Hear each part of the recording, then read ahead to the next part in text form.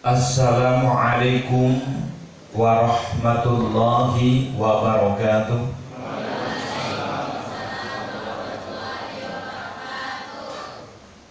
Inna hamdalillah nahmaduhu nasta'inuhu wa nastaghfiruh wa na'udzu billahi min shururi anfusina wa min sayyiati a'malina. May yahdihillahu fala mudilla lahu faman yudlilhu fala hadiyalah. Asyhadu an la ilaha illallah wahdahu la syarikalah wa asyhadu anna Muhammadan abduhu wa rasuluhu la nabiyya ba'dah.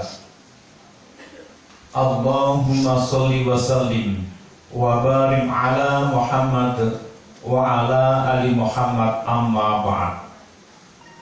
Ya ayyuhalladzina amanu taqullaha haqqa tuqatih wa la tamutunna illa wa antum muslimun. Ya ayyuhalladzina amanu taqullaha wa qulu qawlan sadida yuslih lakum a'malakum wa yaghfir lakum dhunubakum wa may yuti'illaha wa rasulahu faqad faza fawzan 'azima. Ma'asyiral muslimin wal muslimat, jamaah pengajian yang insya Allah dirahmati Allah Subhanahu wa ta'ala. Pada kesempatan momentum malam yang berbahagia ini, malah tiada henti-hentinya kita selalu memandatkan rasa syukur kita kepada Allah Subhanahu wa ta'ala. Baik di saat kita saat ini merasakan berbagai macam nikmat yang telah diberikan oleh Allah ta'ala, atau bahkan sebagian ada yang belum bisa merasakan kalau diberi nikmat. Baik di saat kita menghadapi nikmat yang nampak besar di hadapan mata kita, ataupun bahkan nikmat yang kecil. Pada hakikatnya bahwasannya nikmat Allah diberikan kepada kita tiada henti-hentinya. Maka sudah sepantasnya kita untuk mewujudkan rasa syukur kita ini dalam berbagai bentuk amal soleh, yang salah satunya adalah kita hadir di majelis taklim di malam yang segar ini. Kalau malam minggu, malam Ahad ini, kalau bukan orang-orang yang terpilih dan terpanggil oleh Allah, ini malam Ahad kok debur ngaji, luar biasa. Nikmat Allah yang luar biasa. Gitu. Waru. Bahwa waru itu jika dilihat dari Boyolali itu memang banyak keunggulan dan kelebihannya. Pas kalau malam-malam pengajian tidur rawuh, gitu. Tadi di absen lengkap kecuali sing mboten. Alhamdulillah ya. Jamaah yang dimuliakan Allah Subhanahu wa ta'ala,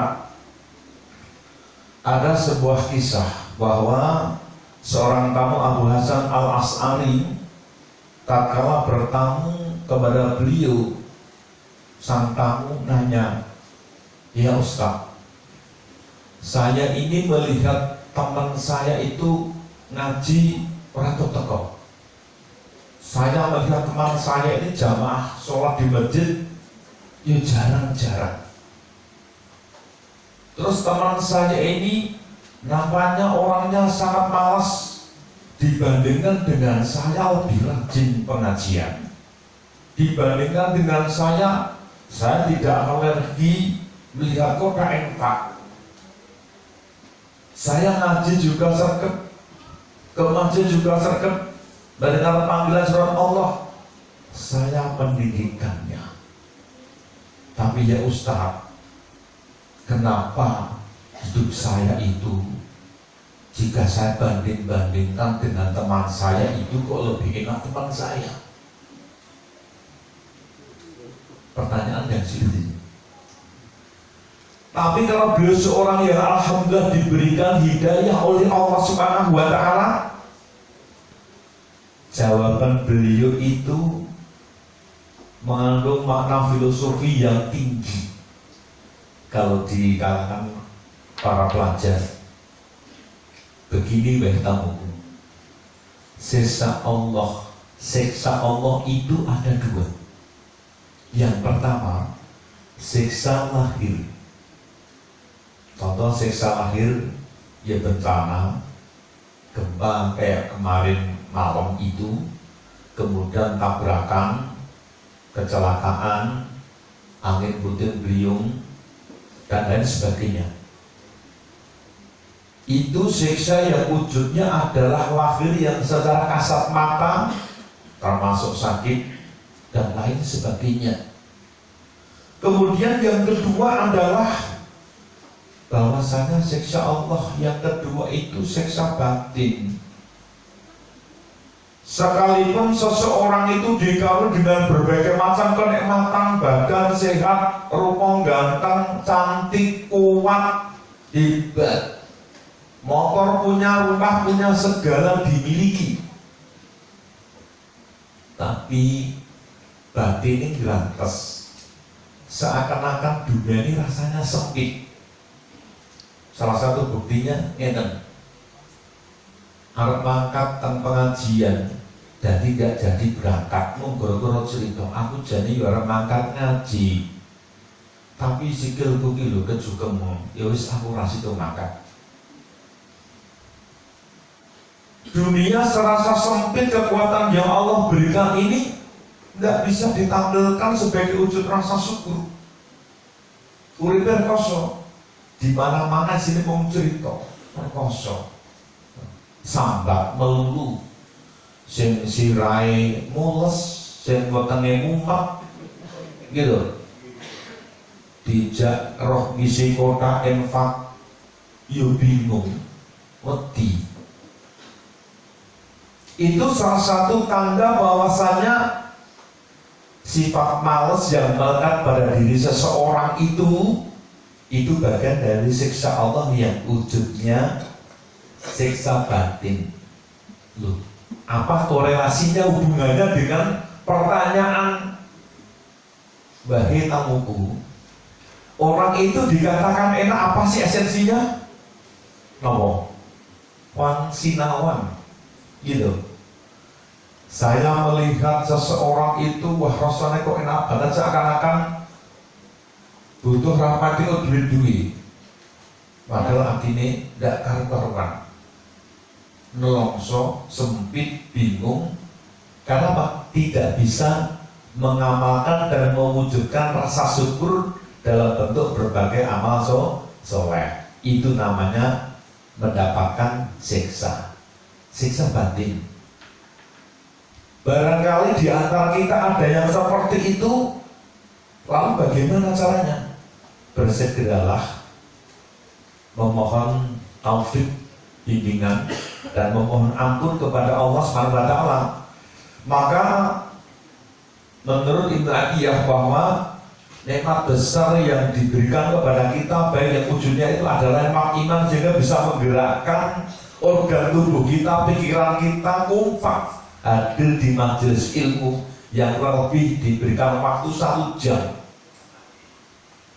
Karena majelis ilmu itu majelis yang bisa menenangkan, menenteramkan jiwa manusia. Dan malaikat itu berbondong-bondong turun ke bumi mencari di mana yang ada majelis ilmunya di sini. Maka tidak heran salah satu kelemahan majelis ilmu itu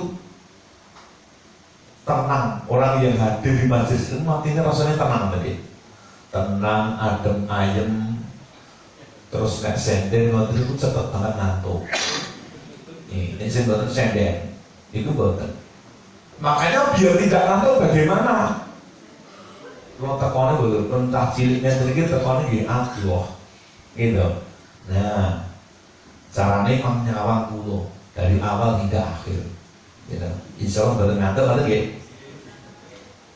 2. Nikmat sihat. Yang ketiga adalah nikmat selamat. Sini tidak geger, tidak ada unjuk rasa. Nek di Solo sering unjuk rasa, yang Sukarjo nanti mboten paling masalah. Tidak ada nilai jualnya. Nek pengajian di Sukarjo nilai jualnya tinggi.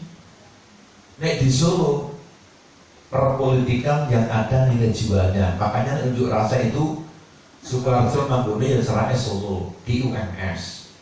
Kemudian di Geladak, kemudian di depan DPRD laku gitu, payu. Alhamdulillah ketiga nikmat ini mari kita bersama-sama kita jadikan sebagai kunci untuk mendapatkan kebaikan dunia dan akhirat. Setuju nggih? Nah, mau nunggu kapan lagi? Gitu. Kita itu diberikan nikmat iman, diberikan nikmat sehat, diberikan selamat, tidak terjadi peperangan dan kekacauan. Tapi kenapa kita tidak bisa menjadikan tiga nikmat yang besar itu sebagai sarana untuk mendapatkan kunci kebaikan dunia dan akhirat? Itu salah satu tujuan yang nyata. Padahal doa kita selalu memohon kepada Allah, Allahumma inni as'alukal afiyata fid dunya wal akhirah. Paling tidak itu dengan baca pagi dan sore, zikir pagi dan petang, Allah ma'afini fi badani, Allah ma'afini fi sam'i, Allah ma'afini fi basori, la ilaha illa anta. Ini kan kajian para unsur pimpinan gitu. Saya di sini bukan murki tapi hanya memotivasi secara bersama-sama. Mari kita menggunakan momentum waktu ini, sisa umur yang Allah berikan ini, agar bisa meraih kejayaan dunia dan akhirat lagi. Nah, Bapak Ibu yang saya hormati, maka salah satu indikator bahwasanya kita itu sehat walafiat, kita disuruh pilih sehat badannya ataupun sehat rohaninya. Dua-duanya gitu. Karena kalau orang itu hanya sehat badannya, gagah ganteng, ke rumah pengajian juga tidak berangkat. Rumahnya dekat masjid, dengar adzan, yang tidak cepat-cepat berangkat ke masjid. Tahu kalau itu kota infak, kita itu disuruh untuk isi gitu loh. Yang malah Indo, ya mau kepenak bagaimana, rezeki mau tambah bagaimana, kita tuh pelit kepada Allah yang memberikan rezeki kepada kita. Maka salah satu indikator kita sehat adalah mementingkan seruan-seruan Allah dimanapun kita berada. Insya Allah hidup dengan akan semakin hidup dengan akan semakin sehat rohaninya. Mesin paling penting. Semakin tua semakin berkurangnya sisa umur yang Allah berikan, semakin sehat rohaninya. Bapak Ibu hadirin yang saya hormati, dalam hadis Ibnu Majah itu, mohon maaf saya tadi flash disk saya itu tidak bisa mencetak, jadi saya masih punya konsep jadul, saya tidak bawa materi, mestinya kami print, tapi karena suatu hal tidak bisa kami cetak. Dalam hadis Ibnu Majah itu ada dua jenis manusia di akhirat. Yang pertama adalah ahlul afiyah, kemudian yang kedua adalah ahlul musibah. Dikatakan ahlul afiyah, hidupnya selalu penak, orang tahu moro.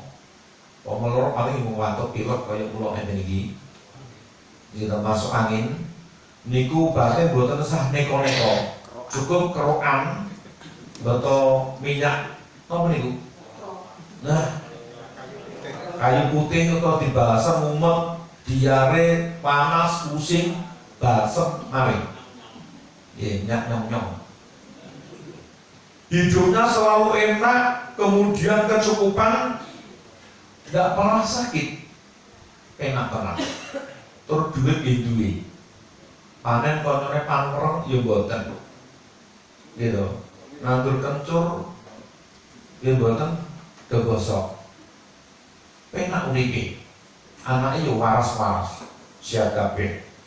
Kemudian yang kedua itu dikategorikan adalah ahlul musibah. Dikatakan ahlul musibah itu hidupnya itu rekoso, susah. Kekurangan makan, kekurangan sandang, papan, dan lain sebagainya, serba kekurangan. Wis susah, tidak begitu punya duit, sakit-sakitan, sakit.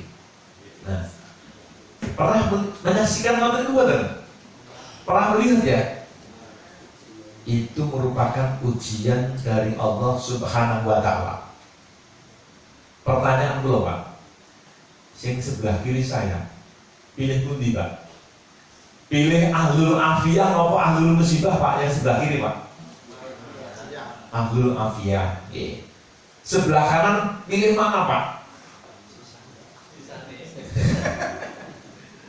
Bila sisanya berani ngomong. Bapak Ibu yang saya hormati, kita ingat bahwa wajar nalar kalau kita tuh pilih yang hidup selalu kepenak, kecukupan, tidak rekoso. Tapi ingat bahwasanya yang pertama besok itu dihisab oleh Allah Subhanahu wa Ta'ala adalah yang ahlul musibah, yang nomor 2. Kenapa? Malaikat memerintahkan untuk dihisab di awal lebih cepat, termasuk orang-orang yang sholatnya bagus, ibadah sholatnya dihisab lebih dahulu. Kalau kategori ini yang ahlul musibah yang dihisab terlebih dahulu.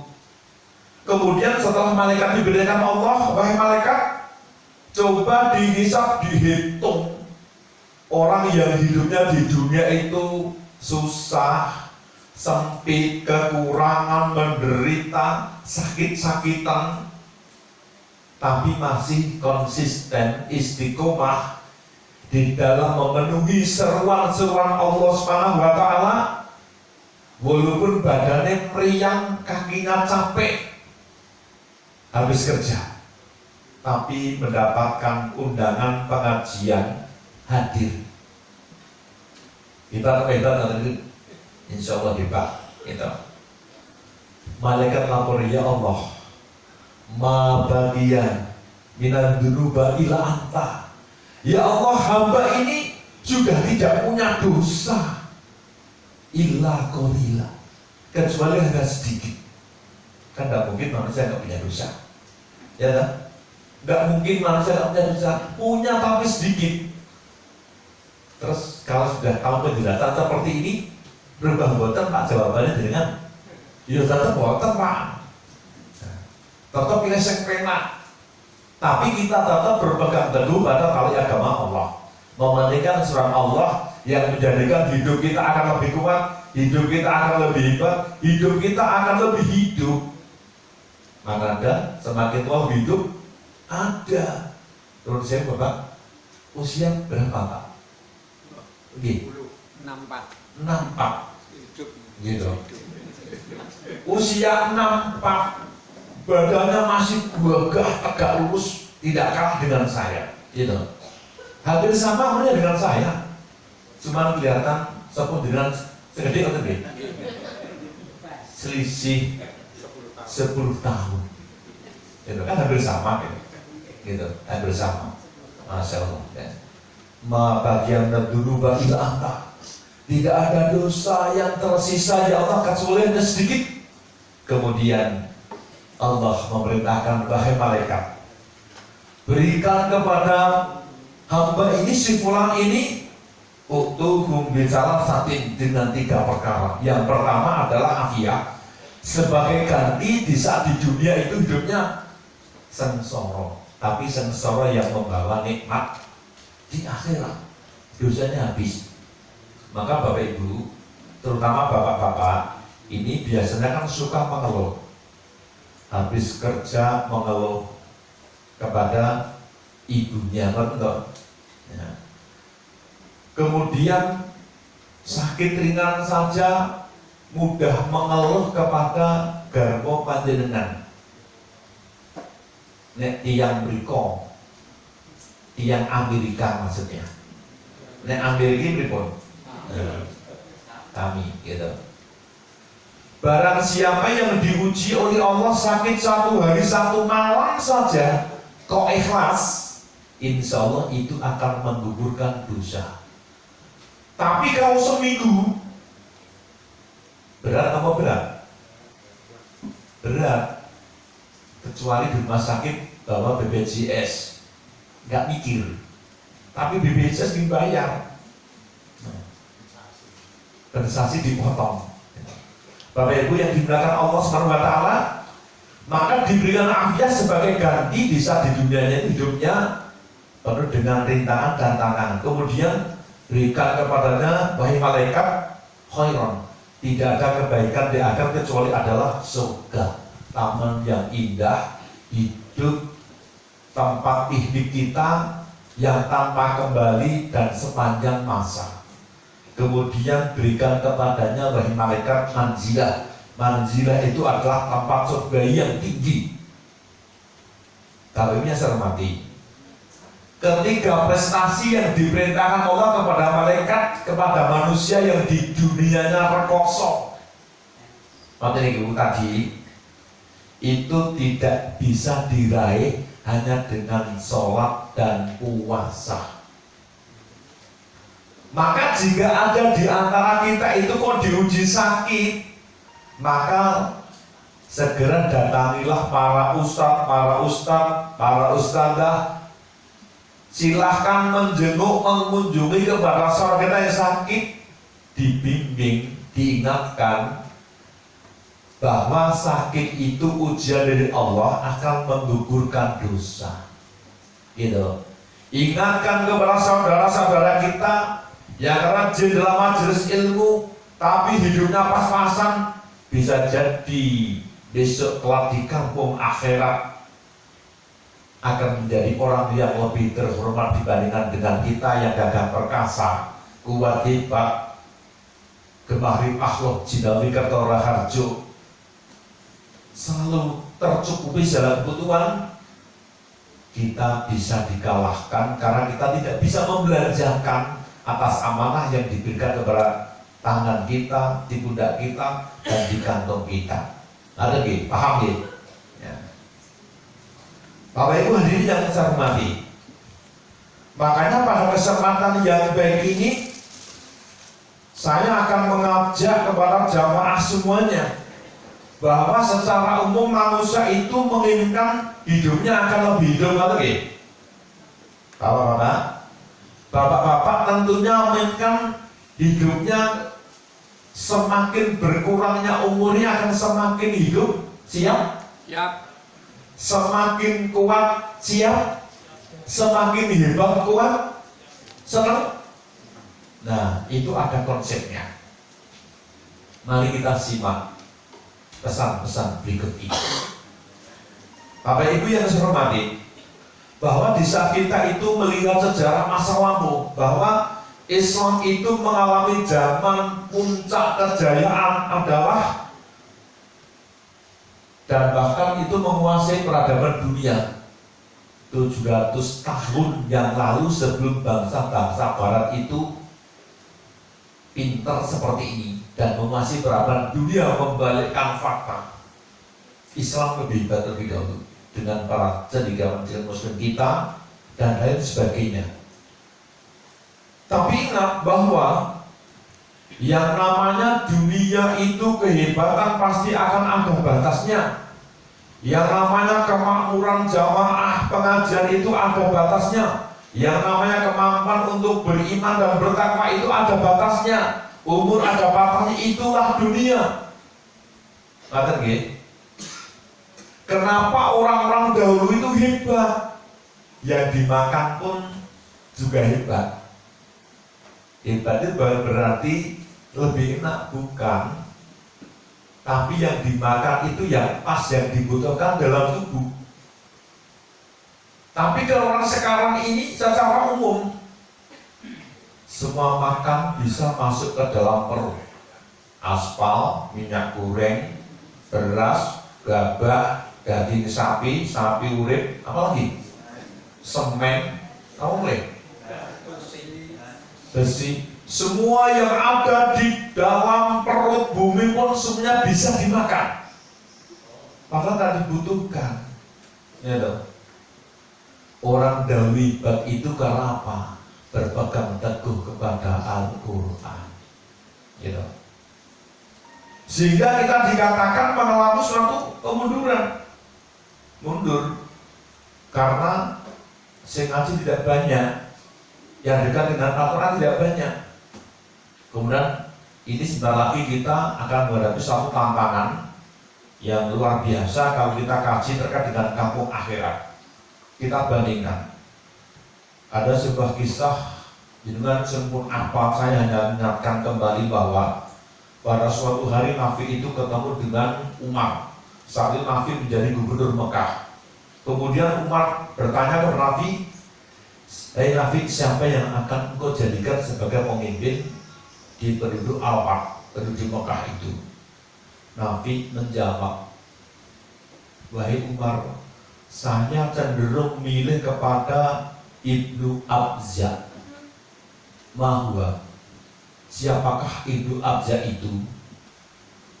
Jawabnya, bahwa Mawwa, budak, mantan budak. Kenapa mantan budak engkau jadikan sebagai pemimpin yang akan memimpin masyarakat ataupun penduduk Al-Wadi, penduduk salah satu penduduk di Mekah? Saya punya alasan Umar, karena Ibnu Abza itu adalah hafidul Quran, seorang hamba Allah yang hafal Al-Quran, ar-rasikhuna fil ilmi. Kemudian yang berikutnya, beliau ya Umar adalah ahli ilmu faraid. Gitu. Ahli ilmu faraid. Di sini ada kajian ilmu faraid belum? Di mana-mana jarang. Jarang, tapi penting. Penting. Ya, penting. Ilmu waris. Lanjut. Umar dengan mengangguk-anggukkan kepala alias setuju. Wahai Nafi, memang benar pantas Ibnu Abza itu engkau jadikan sebagai pemimpin, karena Rasulullah bersabda dalam hadis riwayat Muslim, Innallaha yarfa'u bihadzal kitabi aqwaman wa yad'u bihi akharin.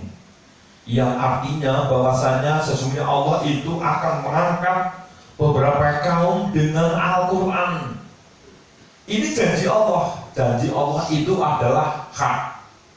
Nah, ini mari kita bersama-sama memahami, mengkaji, meresapi, merenungkan. Sesungguhnya Allah itu akan mengangkat harkat dan martabat manusia itu dengan Al-Quran.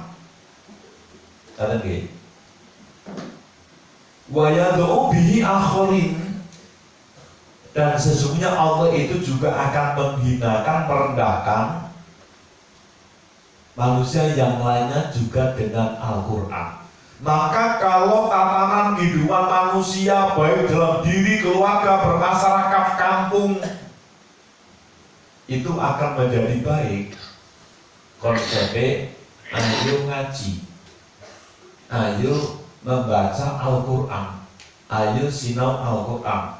Maka alhamdulillah keberkahan yang Allah berikan di kota Sukoharjo ini adalah negeri yang makmur, gitu.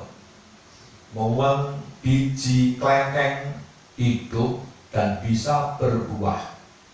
Nancep ke sebatang pohon apa itu? Singkong. Nah, bisa berbuah, gitu. Itu akan mendatangkan kemakmuran karena dekat dengan Al-Quran. Gitu. Hidupnya akan lebih indah, hidupnya akan lebih luas dan lain sebagainya. Ya.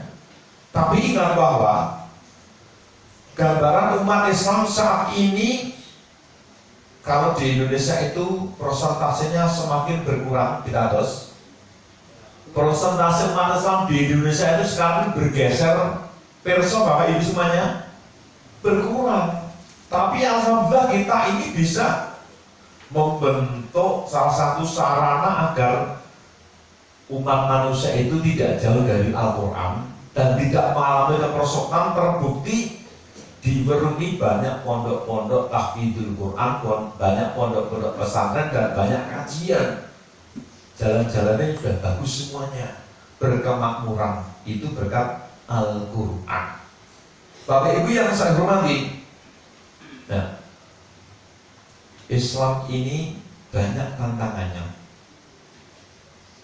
Umat Islam mengalami kemunduran karena banyak yang tidak mengamalkan isi Al-Quran, banyak yang ragu-ragu dengan Al-Quran. Sebagai bukti bahwa janji Allah, tak kala Allah itu memanggil rapat di kantor, rapat dimanapun, dengan adzan yang terjadi apa Bapak? Mandek, mendengarkan. Bahwa panggilan adzan itu pada akhirnya bukan berarti hanya berhenti alias mandek mendengarkan, tidak.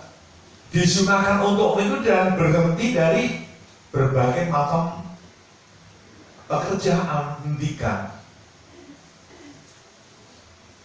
Nggak ada yang marah. Nanti lama-lama kan tahu, oh situ hari si ngeyel ini rapat keluarga mesti minggat. Paling kan gitu kok. Lama-lama kan terkenal. Oh ya wis ditoke bae kan gitu toh. Nah. Kemudian diharapkan para santriwan santriwati, adik-adik yang pada saat ini sedang menekuni menghafalkan Al-Quran, jibailah makna yang terkandung dalam Al-Quran, insya Allah nanti akan meneruskan generasi-generasi yang hebat dan handal. Jangan sampai kita terpedaya dengan musuh-musuh Islam yang sudah ratusan tahun berusaha keras agar umat Islam itu jauh dengan Al-Quran. Yang bawa Al-Quran atau HP Android bisa dibaca surat Fussilat ayat 26 gitu. Banyak yang sudah hafal. A'udzu billahi minasyaitonir rajim. Wa qala alladziina kafaru la tasma'u li hadzal qur'ani walghaw fihi la'allakum taghlibun. Dan orang-orang kafir itu ngomong, berkata, janganlah kamu itu mendengar dengan sungguh-sungguh akan Al-Quran ini, dan buatlah sendal gurau, hirup-pikuk terhadapnya supaya kamu dapat mengalahkan mereka. Ini jelas ayatnya. Tapi terkadang kita tidak bisa merasakan propaganda yang telah tersirat dan tersurat dalam Al-Quran ini, bahwa orang kafir itu selalu berencana membuat salah satu strategi dan propaganda agar umat Islam itu jauh dengan Al-Quran. Ini yang perlu kita perhatikan dengan sebaik-baiknya ya.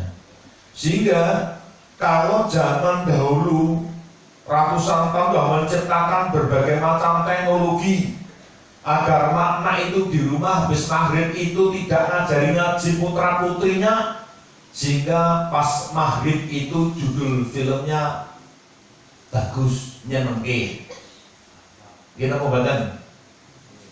Kemudian sekarang merambah YouTube, TikTok dan lain sebagainya. Konser musik ada di mana-mana. Jutaan manusia umat Islam berkumpul sehingga lalai dengan Al-Quran. Gitu. Jadi Islam itu dihancurkan dengan 3S. Set pakaian, sek persobiamba, song nyanyi-nyanyi. Gitu.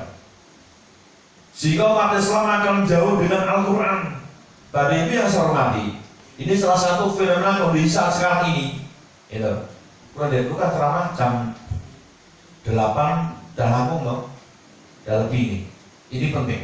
Ini misi-misi dakwah kita, beramal ma'ruf nahi munkar, dan misi-misi Kamtibnas dan harus kita jaga dan harus kita perhatikan dengan baik bahwa negeri kita pada saat ini pada hakikatnya adalah tidak baik-baik saja. Perso Bapak, bahwa negeri kita ini adalah banjir narkoba itu tidak pernah kemarau, gitu.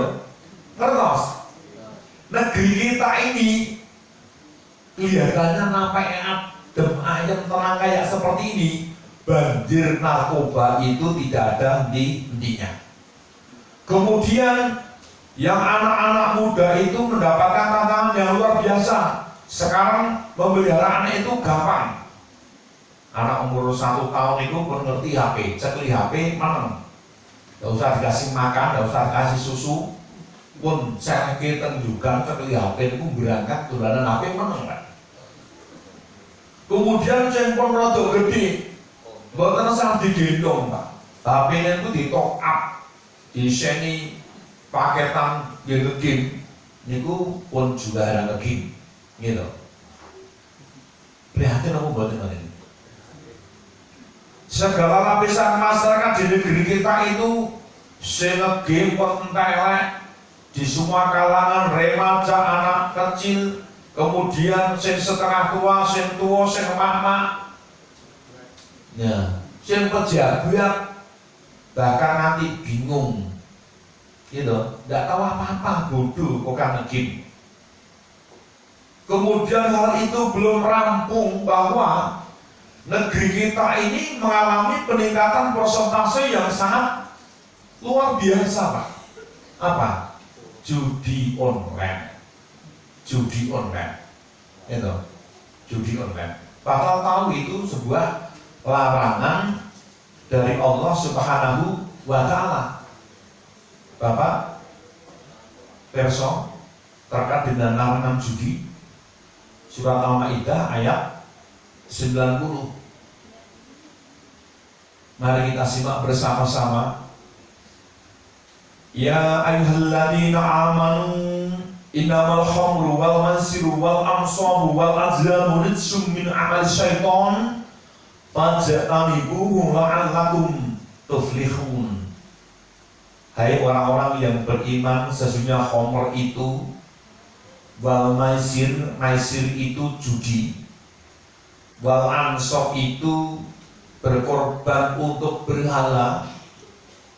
Niki contoh pun mboten enten, regane kajian jalan terus. Wal azlam itu mengundi nasib dengan anak panah. Rizqun itu adalah perbuatan dosa, perbuatan keji. Min amal syaiton, dan dari bagian amal perbuatan syaitan. Fajtanibuhu, maka jauhilah, la'allakum tuflihun. Jika kita kepingin menjadi orang-orang yang beruntung, jauhilah dua hal itu, baik khamr ataupun judi. Gitu. Saya sampaikan data bahwa laporan dari PPATK Bapak Ibu semuanya, judi di negeri kita ini sangat luar biasa. Kita yang menang-menang dikiranya ngaji di dalam kamar, ternyata judi. Kemudian dikiranya membuat konsep, entah itu pejabat tinggi negara atau siapapun, ternyata juga judi, gitu. Kita menang-menang dolanan HP dikiranya mencatat, konsep ternyata main judi. Capaian judi berdasarkan catatan PPATK, Pusat Pelaporan Analisis Transaksi Keuangan Republik Indonesia, niku mengalami persentase kenaikan yang luar biasa. Tahun 2021 Pak, itu uang yang beredar untuk judi online, gitu, itu totalnya sampai 57 triliun Pak.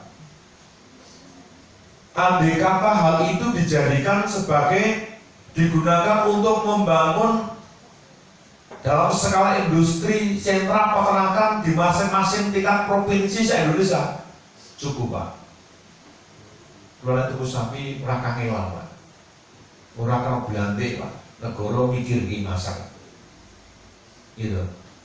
Ini kan jago presiden betul. Kulo pilih sing ngaji. Kemudian pada tahun 2022 mengalami kenaikan yang signifikan. Uang yang beredar untuk judi online itu capai menjadi 81 triliun. Gede apa cilik Pak Menteri Pak? Gede banget Pak. Gede banget ini. Kemudian merambah tahun 2023 itu lebih mengerikan lagi Pak, 720 triliun Pak. Sebutnya utang negara. Uang itu baik dari kalangan masyarakat kecil, bahkan dari pejabat tinggi, semuanya ada. Sing pegawai juga banyak, masyarakat pas-pasan banyak. Bahkan dampak yang ditimbulkan dari perjudian ini satu permusuhan kejam terhadap siapapun, gitu. Itu dampaknya. Kemudian lupa akan nilai-nilai ibadah, lupa kepada Allah, lupa kepada keluarga. Karena bojone tegel dipakeni. Itu masalah judi, gitu. Dan keluarga di negeri kita ini Pak, ada yang di KUK Pak, sing di Kemenak, bahwa pada tahun 2020 dan 2021 itu tingkat perceraian tinggi naik Pak, yang diakibatkan karena dampak ekonomi banyak yang di PHK, ya, COVID, Corona, dan banyak yang berdoa, ya Allah, semoga Allah segera membangkitkan, memulihkan tingkat perekonomian kepada rakyat-rakyat kami, ya Allah, kepada warga-warga kami, ya Allah. Saya kira pun cukup semanten niku wau banyaknya proses perceraian di tahun 2021. Ternyata tidak, Pak.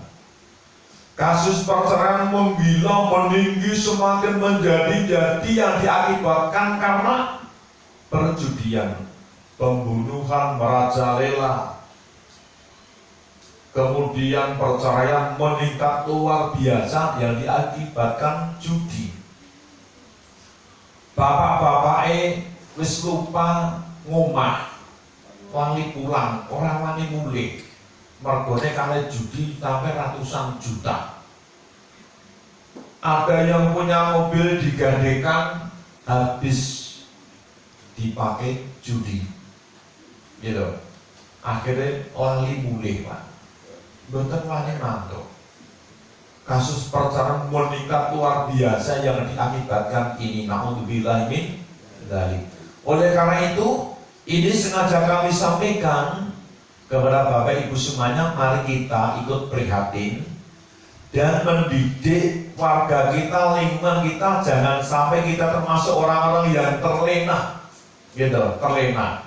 Kontrol HP ini putra putri panjenengan, batasi penggunaan HP, dan alhamdulillah biar panjenengan ini tidak pusing terkait dengan kondisi anak pada era zaman sekarang ini. Anak usia SLTA yang judi online banyak, anak SMP banyak, gitu. Kemudian yang pinjol banyak. Masalahnya apa? Mohon maaf, yang kerja di bank ini mempermudah pinjaman, bagaimana caranya? Tapi ya di era zaman sekarang ini, generasi sekarang ini, kita juga harus pandai-pandai mengendalikan diri, mengendalikan keluarga kita, jangan sampai hanya dengan canggihnya teknologi, kemudahan sarana dan prasarana yang dimiliki, maka kuncinya adalah mari kembali kepada Al-Quran. Ayo podo ngaji, ayo sinau Al-Quran. Maka ramaikan masjid, kepung hiasi makmurkan masjid. Mari kita hadiri majelis ilmu. Bapak Ibu semua jangan bangga yang jenengan bisa sholat berjamaah ke masjid hanya sendiri Pak, tapi anaknya turun yang omah. Panjenengan ampun wis rumangsa cukup seneng bangga esok ngaji datang ke majelis lain dengan semangat. Bahkan datanya duluan. Toko kira masalah Pak, saya berarti anak emang Pak. Saya prihatin Pak. Saya ngomong seperti ini ya berusaha saat ngajak anak. Bojoku ngajak ngaji Pak. Anakku yo ngajak ngaji Pak. Biasanya sing cilik ini ngajak. Tapi niku kula kan jogo griya Pak. Karena aduh, gitu. 2,5 jam ada mobil lebih diberi Pak. Nah, ini penting Pak. Maka dalam rangka menyelamatkan generasi muda agar hidupnya akan lebih hidup dan tertata, mari kita tanamkan, kita didik anak-anak kita ini ke pondok-pondok pesantren biar tidak menjadikan panjang bingung ngatur anak, susah ngatur anak. Kita betul. Bersyukurlah jika putra putri anak cucu panjenengan sudah dengan titipkan sebagai pewaris generasi Al-Quran di pondok-pondok tahfidz Al-Quran dan di pondok-pondok atau sekolah-sekolah yang boarding school dan sebagainya. Insya Allah hal itu salah satu saran untuk meminimalisir anak untuk melakukan suatu pelanggaran IT, HP, dan kenakalan remaja. Tapi itu yang saya hormati, ceramah semakin lama semakin ngantuk yang benarkan, gitu? Iya. Tapi kalau hiburan semakin malam semakin gayeng.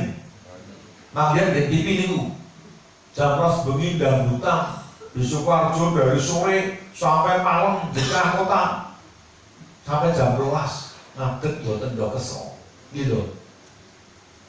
Tapi nek pengajian sak jam kesel, lumrah, ngantuk boten masalah. Demikian yang kami sampaikan, kurang lebihnya mohon maaf. Dan apabila ada yang mau ditanyakan, cukup ya? Ada yang mau bertanya? Atau lewat WA Mamon? Qolna air insyaallah habib. Lalu billahi taufiq wal hidayah, akhirul kalam. Assalamualaikum warahmatullahi wabarakatuh.